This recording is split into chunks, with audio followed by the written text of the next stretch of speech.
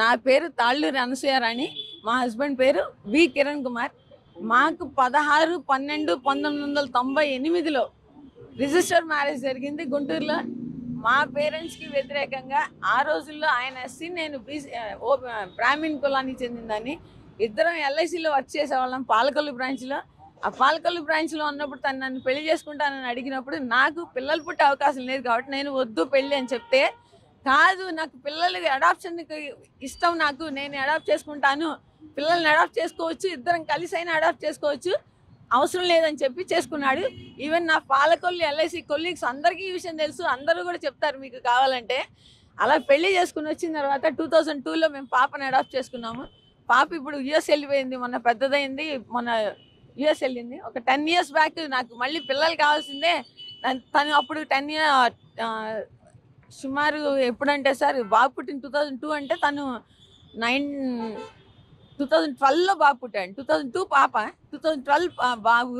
అయితే 2009 టైంలో తనకి రిజిస్ట్రేషన్ డిపార్ట్మెంట్లో డిఆర్గా విజయనగరంలో వచ్చింది జాబ్. వచ్చినప్పుడు మేము అప్పుడు అనుకున్నాము, సరే సరగేషన్కి వెళ్దాము, అప్పుడే కొత్తగా సరగేషన్ వచ్చింది, సరగేషన్కి వెళ్దాము, కనీసం తనకంటూ నేను కూడా న్యాయం చేసినట్టు ఉంటుంది, నా వల్ల ఒక పిల్లలు కలగలేదు కాబట్టి అని చెప్పి నేను ఒప్పుకున్నాను సార్ సరగేషన్కి. ఒప్పుకుంటే విజయనగరం బ్రాంచ్కి వెళ్ళి అక్కడ పనిచేస్తున్నట్టు పనిచేసి సెలవులకి మేము వెళ్ళంగానే ఒక అమ్మాయి విజయనగరం బ్రాంచ్లో భారతి అనే ఒక అవుట్సోర్సింగ్ ఎంప్లాయీతో, నేను ఆ అమ్మాయి నాకు పిల్లల్ని కనిస్తానంటుంది, నేను పెళ్లి చేసుకుంటాను, మనం ఆ అమ్మాయిని పెళ్లి చేసుకుంటాను, ఆమె పిల్లల్ని కంటుంది, మన ఇద్దరు ఉద్యోగాలు చేసుకుందాం అని అడిగాడు సార్. నేను దానికి ఒప్పుకోలేదు, ఫైట్ చేశాను. చేసిన తర్వాత గుంటూరు వచ్చేసిన తర్వాత అహల్య నర్సింగ్ హోమ్లో డాక్టర్ ఉమాశంకర్ గారు మాకు సరగసి ద్వారా బాబునిచ్చారు. ఆ బాబు పుట్టిన తర్వాత కొన్ని అలవాట్లు మానుకుంటాడు అనుకున్నాను సార్.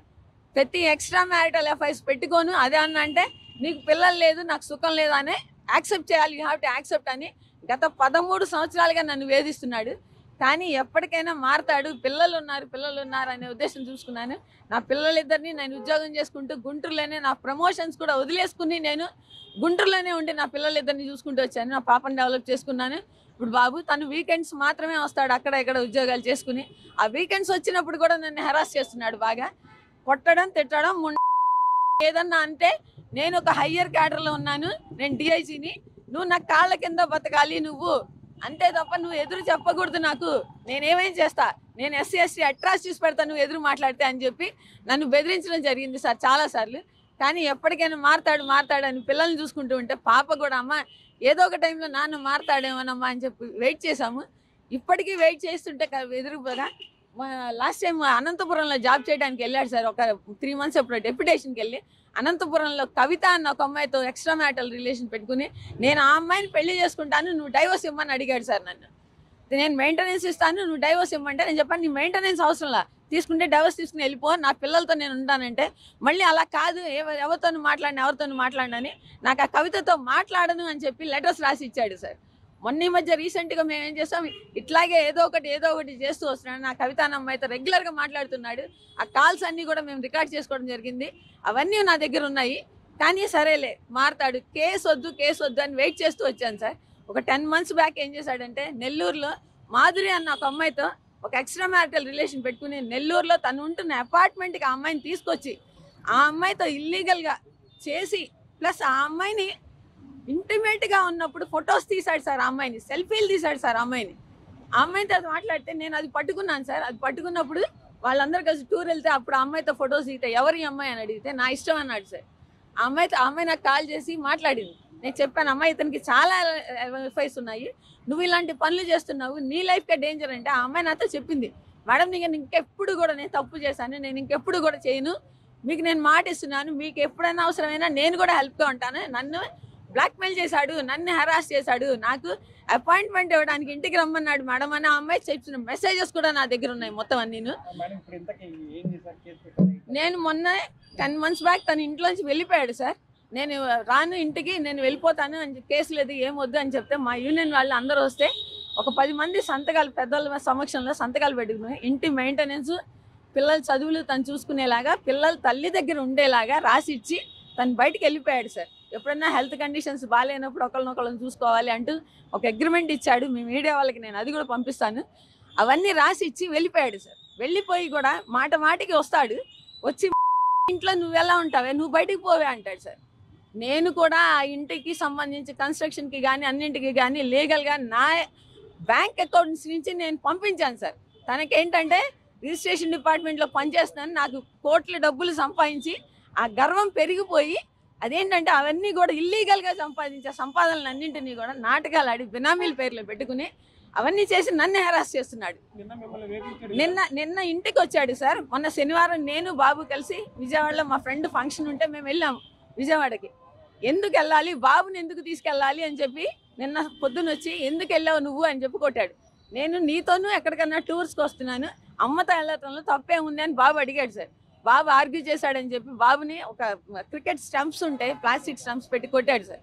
బాబు పెద్దగా అమ్మ అమ్మ అని ఏడిస్తే నేను వెళ్ళి ఎందుకు చిన్న విషయానికి కొడతావు అని చెప్పి నేను అడ్డం పెడితే నన్ను కొట్టేసి నా యాంకిల్స్ మీద నా అరికాళ్ళ మీద మనిషి నిలబడి తొక్కేశాడు సార్. నన్ను లేవనివ్వకుండా వెనక్కి తోసి పడేసేసాడు. నా బ్యాక్ అంతా దెబ్బ తగిలింది, నా మీదకి బాబుని తోసేశాడు. బాబు అడ్డం పడి అమ్మని కొట్టద్దు అని అన్నా కానీ కాళ్ళు రెండింటి మీద నిలబడిపోయి ఇది నా ఇల్లు, నా ఇష్టం, నేను ఏమైనా చేస్తా, మీరు ఉంటారా బయటికి పోతారా, అవసరమైతే నేను మర్డర్ చేసి జైలుకి వెళ్ళిపోతాను, నేను దరిద్రం వదిలిపోతుంది అన్నాడు సార్. నిన్న ఆ వాయిస్ రికార్డ్స్ అంతా నేను వాయిస్ రికార్డ్ చేశా స్టేషన్కి. నిన్న ఇది వచ్చిన తర్వాత కేసుకి మేము కేసు ఫైల్ చేశాను సార్. నేను నిన్న రమేష్ హాస్పిటల్స్లో జాయిన్ అయ్యాను, దానికి కేసు ఫైల్ చేశాను. ఫైల్ చేసి ఇంటికి వెళ్ళిపోయాను. నేను ఏం మాట్లాడలేదు. నేను ఇప్పుడు మా పేరెంట్స్ వచ్చారు చాలా సంవత్సరాల తర్వాత, నన్ను చూసి నా బాధలు చూస్తున్నారు గత 3-4 సంవత్సరాలుగా. వచ్చేయమ్మా ఇంటికి బందర్ ట్రాన్స్ఫర్ పెట్టుకుని వచ్చాయంటే మళ్ళీ బాబుని దూరం చేయడం ఇష్టం లేదు, తండ్రికి పిల్లల్ని దూరం చేయకూడదని నేను అట్లాగే ఉండిపోయాను సార్. పిల్లలు కూడా మనం ఎక్కడికి వెళ్ళదు, మనం తప్పు చేయలేదు, మనం ఈ ఇంట్లోనే ఉందామని చెప్పి వాళ్ళు అంతే అన్నారు. మేము అట్లాగే ఉన్నాం సార్ అదే ఇంట్లో. అయితే నిన్న కొట్టాడని చెప్పి నేను క్యాష్ ఫైల్ చేసి వెళ్ళిపోయాను. ఇప్పుడు మా పేరెంట్స్ వచ్చారు సాయంత్రం, మా అన్నయ్య మా వాళ్ళు అందరూ వచ్చారు. వస్తే వాళ్ళు నా కాళ్ళు నడవలేని తనని చూసి రైలుపేటలో మా పిన్ని గారు ఉంటారు, వాళ్ళ ఇంట్లో 4 రోజులు ఉంది కానీ అమ్మ ఈ ఇంట్లో నిన్నే ఉండొద్దు అంటున్నాడు. ఇంక ఇప్పుడు మేము తోడుగా ఉంటే కనుక మమ్మల్ని కూడా నా ఇంటికి మిమ్మల్ని ఎవడు రమ్మన్నాడు అని చెప్పి అడుగుతాడు. కాబట్టి వద్దు మనం అక్కడికి వెళ్దామంటే నేను బాబు వాళ్ళతో బయలుదేరామండి. బయలుదేరితే అడ్డం పడిపోయాడు, వ్యాన్కి అడ్డం పడిపోయి భారత్పేట 6th లైన్లో సచివాలయం రోడ్లో నా కొడుకుని తీసుకెళ్ళడానికి వీల్లేదు నువ్వు అన్నాడు. పిల్లలు తల్లి దగ్గర ఉంటారు అని రాసి ఇచ్చిన వాడు కొడుకుని తీసుకెళ్ళలేదు తనకి వీల్లేదని ఎలా అంటాడు సార్? తనకి ఎంత హక్కు ఉందో కొడుకు మీద నాకు అంతే హక్కు ఉంది. నేను అతనికి శిక్ష పడాలని కోరుతున్నాను సార్. మమ్మల్ని హెరాస్ చేస్తున్నాడు. పోలీసులు చాలా బాగా స్పందించారు సార్. నిన్న నాకు వెంటనే నేను ఫోన్ చేయగానే నాకు రమేష్ హాస్పిటల్స్కి వచ్చారు, నాకు బాగా సపోర్ట్ చేశారు. అమ్మ మీరేం భయపడద్దు, మేము కేసు ఫైల్ చేస్తున్నాం అన్నారు. రాత్రి 2:30కే నాకు కేసు ఫైల్ చేసి ఎఫ్ఐఆర్ ఫైల్ చేశామని పంపించారు. ఈరోజు కూడా ఇప్పుడు నాకు బాబుని అడ్డం పడ్డాడు సార్ అని నేను వీరాస్వామి గారికి కాల్ చేశాను. కాల్ చేస్తే నేను ఇమ్మీడియట్గా నేను కానిస్టేబుల్స్ని పంపిస్తున్నానమ్మా అని కానిస్టేబుల్స్ని పంపిస్తే వాళ్ళు అక్కడ ట్రాఫిక్ క్లియర్ చేసి ఇల్లీగల్ కాంటాక్ట్స్ పెట్టుకున్న వాళ్ళందరూ పర్మనెంట్ ఎంప్లాయీస్ ఉన్నారు, అవుట్ సోర్సింగ్ ఎంప్లాయీస్ ఉన్నారు సార్. అందరూ రిజిస్టర్ ఆఫీస్ వాళ్ళే ఉన్నారు సార్.